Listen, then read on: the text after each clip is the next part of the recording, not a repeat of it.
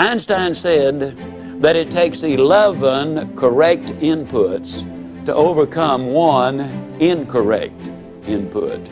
And a lot of the things which go in our minds and in our children's minds is not a thing in the world but pure garbage. I would ask you to do this. Evaluate what you read and what you view. Evaluate it in this light.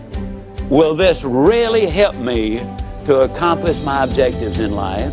Or is this going to be a deterrent to me accomplishing my objectives in life? Remember, you're what you are and where you are because of what's gone into your mind. And you can change what you are, you can change where you are by changing what goes into your mind. Now, as you probably suspect, I'm an absolute enthusiast about the cassette recorder. I believe it's the most fascinating educational tool that we have in our country. I was a visiting scholar for the University of Southern California for 2 years. One of the things they discovered was that if you live in a metropolitan area and drive 12,000 miles a year, that in 3 years' time you can acquire the equivalent of 2 years of college education. You can learn virtually anything you want to know about finances, foreign languages, the Bible, how to set goals, how to close sales, how to plan your life. You can learn so many things while you're there in your car. Feed your mind. Second thing I would encourage you to do is start reading something good every day. Did you know if you read 20 minutes a day and you're an average reader, that at the end of the year you will have read 20 200-page books, and that the average American only reads one good book a year? Think of what an advantage that will give you over the competition in whatever field you're in.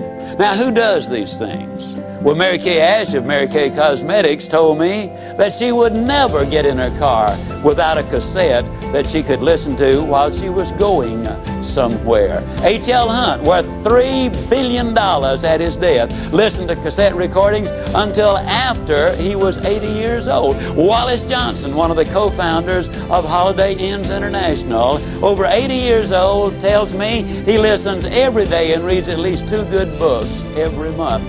Alan Bean, one of the astronauts who walked on the moon, told me that the astronauts on their way to the moon and back, and please understand, these people have the best self-images, the most clearly defined goals, the most positive mental attitude. They're the most confident, competent people as a group maybe that our country has. But these people were listening to motivational recordings on their way to the moon and back. And what a delight it is for me to be able to say that some of the recordings they were listening to were fantastic.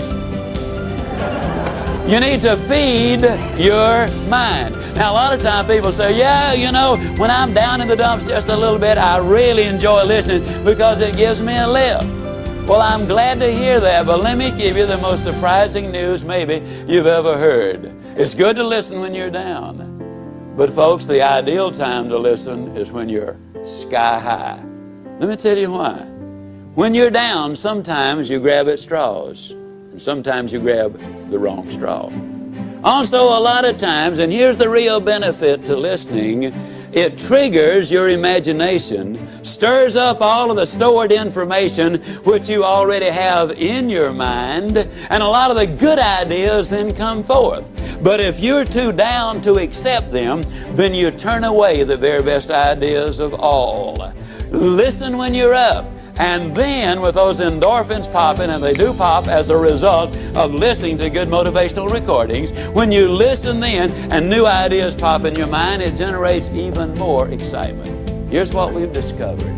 You need to listen at least 16 times to get the complete message. That's the reason I say listen to this over 16 times, because you will get all of it then. It will become a part of you. Let me say it again. You probably have been in the process of making decisions right now.